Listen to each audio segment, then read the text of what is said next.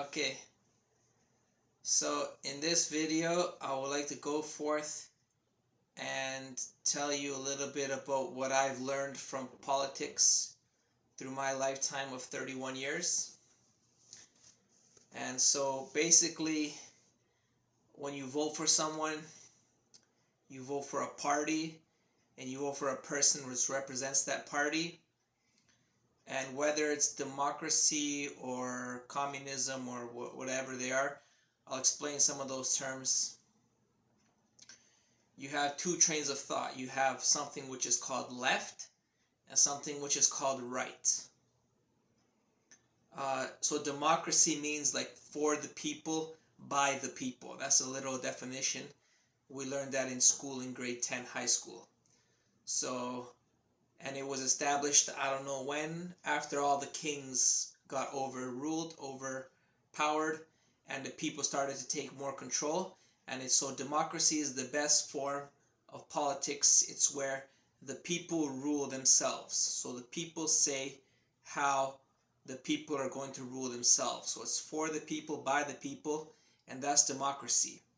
On the other hand, you have a dictatorship, which is an authoritarian type of government style, which is where one person, or an oligarchy, which is like a group of people, so a very select few number of people, control the entire country or the entire kingdom, whatever. So you have a monarchy, an authoritarian, an oligarchy, where the few control the many, and you have a democracy where the people control themselves. And the main way people control themselves is through the power of voting. So everybody has an equal vote, and anyone can run for the leader and lead the parties.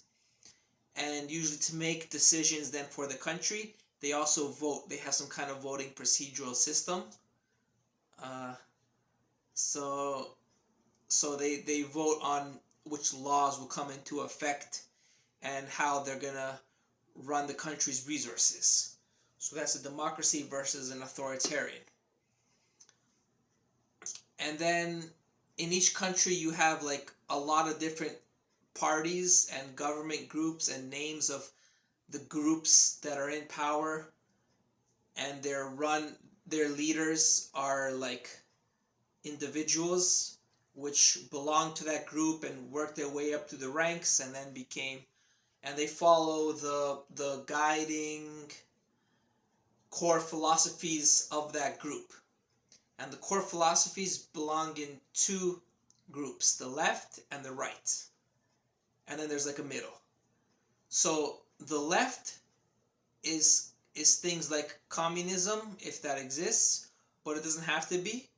And the left believes in you're gonna provide as many services to the widest amount of people. And the way you're gonna do that is by making everybody pay, but then making everybody benefit. So the main idea is you have higher taxes for everybody, and then you give out public services like free healthcare, free education, housing benefits, senior benefits, energy subsidies, transportation, the family daycares and stuff like that. So the left believes in you tax more and you provide more services to the public. So the government also gets involved a lot and has a lot of like is involved everywhere. So we're gonna provide this, we're gonna do that, we're gonna do that, we're gonna do that, we're gonna do that. That's the left. And the right is the opposite, which is the government's going to do as little as possible. We're going to do nothing. We're not going to provide any services. We're not going to subsidize anything. Subsidize means to give money to make it easier on the person, the family, and the citizens. So when you subsidize something, you donate a little bit of government money collected from taxes to make it easier for the citizen who has to purchase that service. So the right believes in we're going to do as little as possible for the people. Now that's not necessarily a bad thing, because what that means is lower taxes for everyone. And the core philosophy is, if you have lower taxes, you keep more money in your pocket, in your household, and you determine what services are essential for you and where you're going to spend your money on. So are you going to purchase healthcare? Are you going to spend more on transportation, more on housing, more on taking care of your old folks? So when you have more money in your pockets and the government has as little rules as possible, then you determine what you are going to, how you're going to spend your money. So you have the left and the right. And some extremes of left and right are like, the left has communism, because in communism, it's everybody is equal. So we collect money and we hand out money. Every job is paid equally. Every housing is equal. There may or may not be private property. Even the property might be shared. So communism is like everybody's equal. And on the right, you may have heard the word austerity. Austerity means the government does so little that in fact the government is doing nothing and suffocating the people, because the government has no rules, is not involved. Everything's run by the free society and free market capitalism, and the government just doesn't care, and there is no government. So those are the extremes of the left and the right. So the left, once again, believes in more public funding, getting more taxes from the people, and controlling more of the public and making things more equal, whereas the right believes in doing less of that and having more money in your pocket and free market capitalism, and you're more richer and you can determine what you need for you and your family. And in the USA, in Canada, it's like liberals and conservatives. So that's a term that's going to be used in English-speaking states. I think in at least the USA and Canada, maybe if not Britain as well. Conservatives are right and liberals are left. Conservatives. Okay, in Canada, there's a party called Conservative and Liberal. And Conservative literally is the right party and Liberal is the left party, or central left. But in the US, it's opposite. They're called Republicans and Democrats, and Republicans are right and Democrats are left. But instead of conservatives being right and liberals being left, they call the Republicans, which are right. Do they call them liberals? Yeah, so like liberal philosophy is like right, and they call the Democrats conservatives, which are left. I mean, I'm not sure, because in Canada, I would know, but I live in Canada, so in Canada, the parties are literally called conservative and liberal. So conservatives are right and liberals are left. So, and we have New Democrat, which is also left. So I'm not familiar with what the term would be in the US, but they have Republicans right and Democrats left. And then you have a lot of sponge parties spread out, and they're spread up over things like the middle, the left, the right. They kind of go like that. And sometimes you have candidates who start off in one party. If they're trying to make their way in politics, you have to pick a party. But sometimes they switch. So Toronto's mayor has switched parties, I've been told. He started off in one party, now he's in the other party, but he's still the mayor. And then their policies are also kind of like similar. So it's not, that was their core mentality. Public spending versus low taxes and retaining your money. That's the core principle. But then they have like other issues like the criminal system. So the right believe in harsher penalties on crimes, and the left believe in more like reforming prisoners to be model citizens. And then the left believe in a woman's right to choose and abortion, and the right believe in pro-life, and so they don't want abortions to be that easily achieved. So the right are against abortions, not always, but like that's kind of what the philosophical principles that they have of abortion and crime.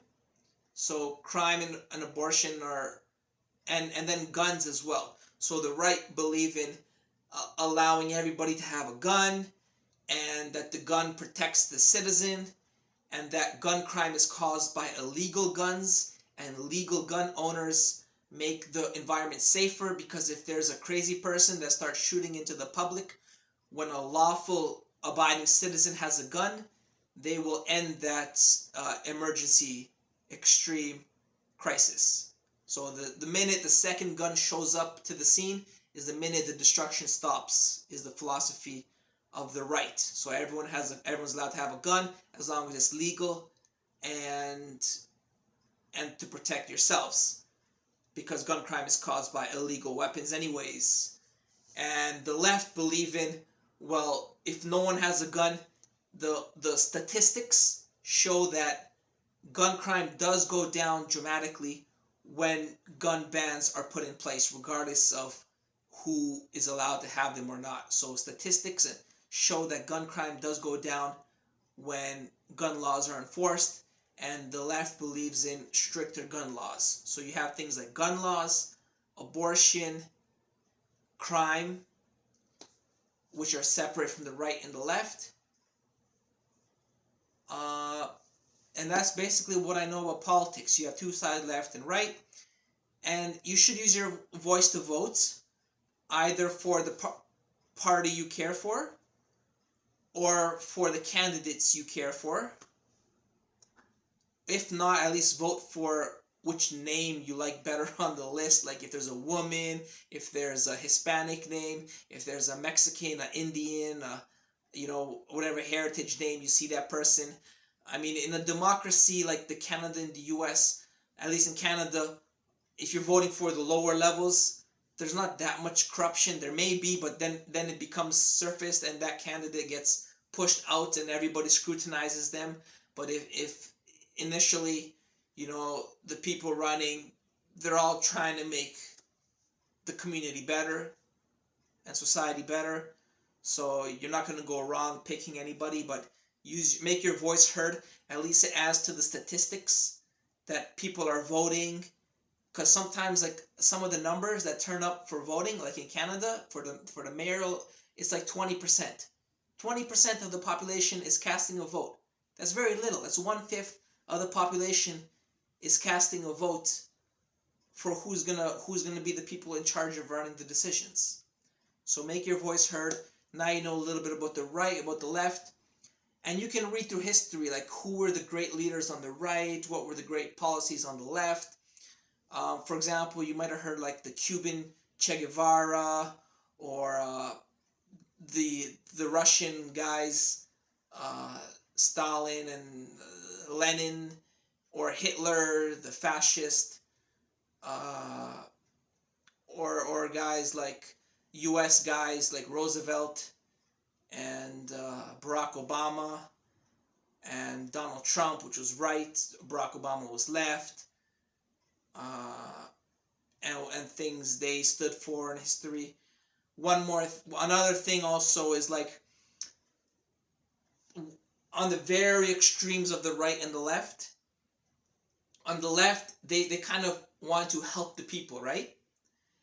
So they do everything they can to help the people, but they sometimes, on the very extreme cases, they get there by brute force, which means that there will be a revolution, there will be an uprising, there will be a rebellion, and in which case, anybody who disagrees with their philosophy, they believe in, they want to free the people, right?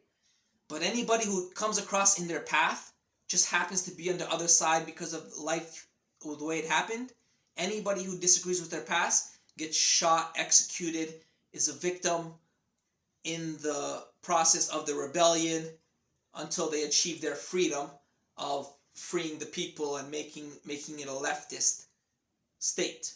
So you have these great left leaders that gave a lot to the people. Socialism means it's kind of like communism, but it's got a little bit of capitalism in there.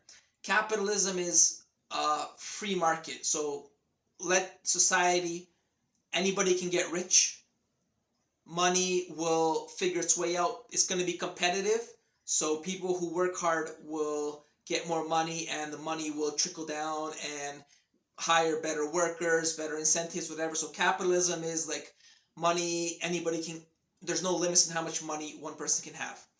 And socialism is a little bit of communism, but not complete communism, because you still have some capitalism where money and the free flow of money and the natural tendencies of money are allowed to flow inside the community. So you have some authoritarian public, everybody's equal things, but you also have some money. That might be also a term called neoliberalism.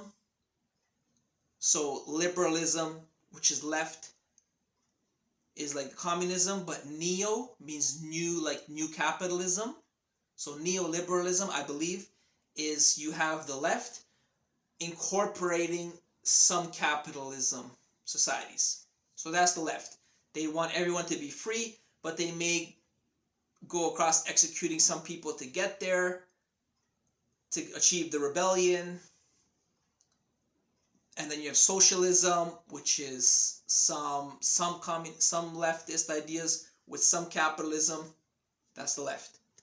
And then on the right, you may have extreme right wing, extreme capitalism, and that's very high income disparity. So you have things like discrimination. You have the poor people stay poor and get poorer, where the rich get richer and wealthier because tax cuts.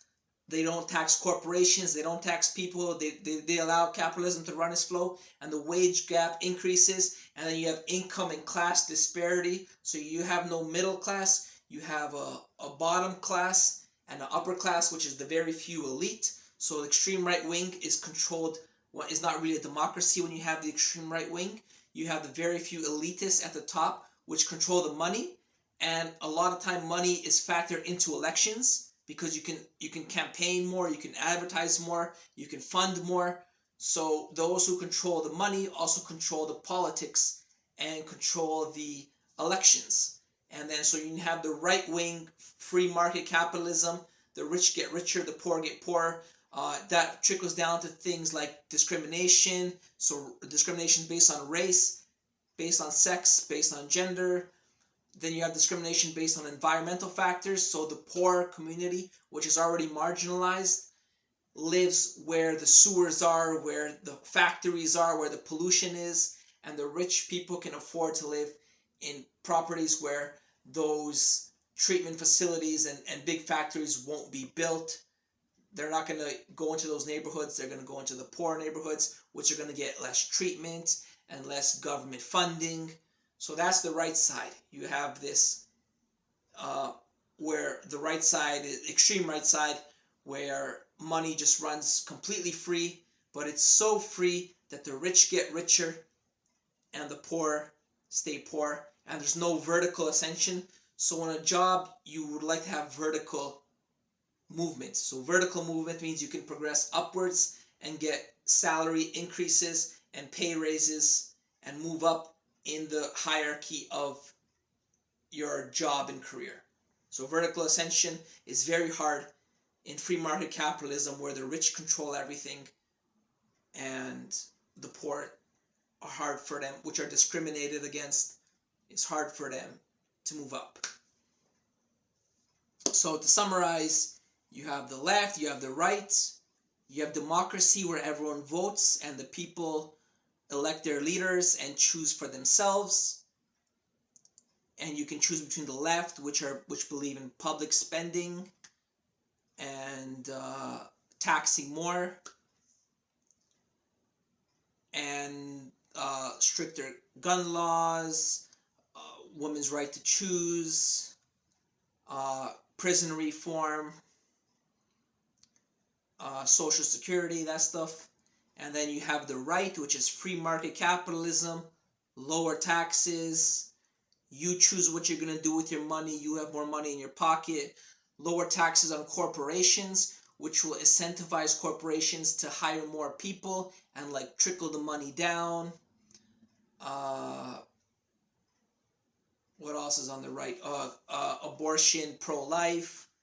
So like you can't just go around having an abortion at your own free will because it's not fair to the baby. So like yeah, you can't just because it's your inconvenience. It's not in the Christian religion to end the life of an infant just because it's an inconvenience to your life. It's not fair to the baby, something like that. So it's pro-life. Gun laws loose, so everybody, law-abiding citizens, can buy guns. That's on the right.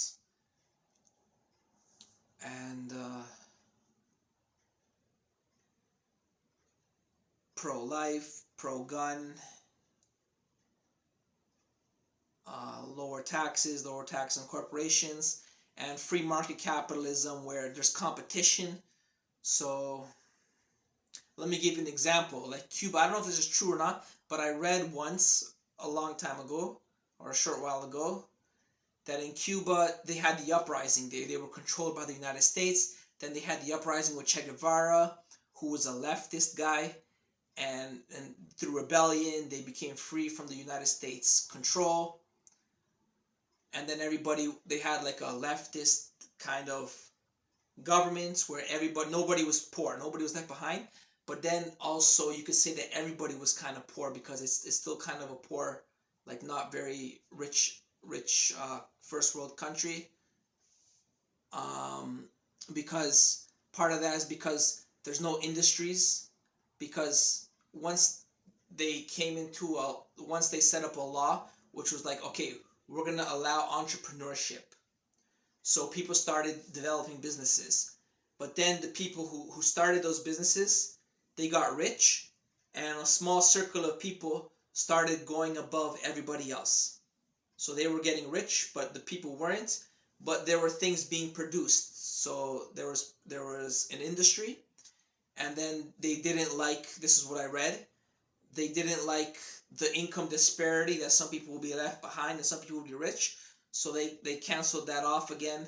So there's no really industries, no entrepreneurship. Like it's hard to start a business because you're going to get taxed so much. The government's going to take your money. You're not going to get incentives. So it's hard to start businesses. So they do a lot of importing.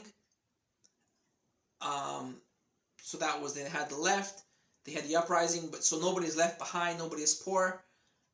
But it's hard to gain an industry compared to the United States, where you have like Facebook, Silicon Valley, the tech industries, the tech world. They don't produce that. All the manufacturing is done in China, but they run the tech world, and they have these mega billionaires, So like Steve Jobs, Jeff Bezos, Tesla, Elon Musk, Mark Zuckerberg. They're super billionaires, which run these big companies. How much of that money is really benefiting anybody else other than that one person, is a question. So there you have the U.S. compared to Cuba. So that was some examples. So now I hope what I intend to do with this video is educate you and let politics not be so much of a scary place for you to dominate. So you've learned terms like neoliberalism, which is new capitalism within the leftist state of mind. You've learned capitalism, which is the flow of money, and the free market capitalism, which is money will solve itself based on competition. You've learned communism. You've learned democracy. You've learned left, right, Republican, Democrat, conservative, liberal, and you know the policies, and you know some history, some examples.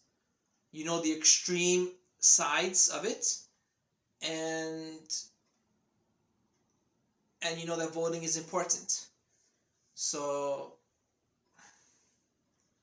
if you want, you can go into a political science degree and learn everything there is to know about it and become a journalist, and spread change for the good.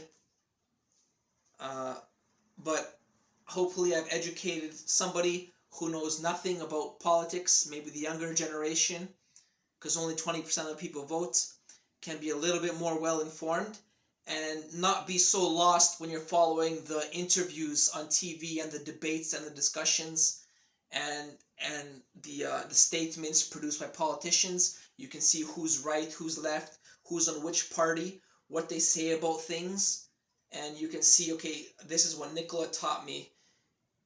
He's saying things that are really on the left side, she's saying things that are really on the right side. And that's about what I know from politics. Yeah.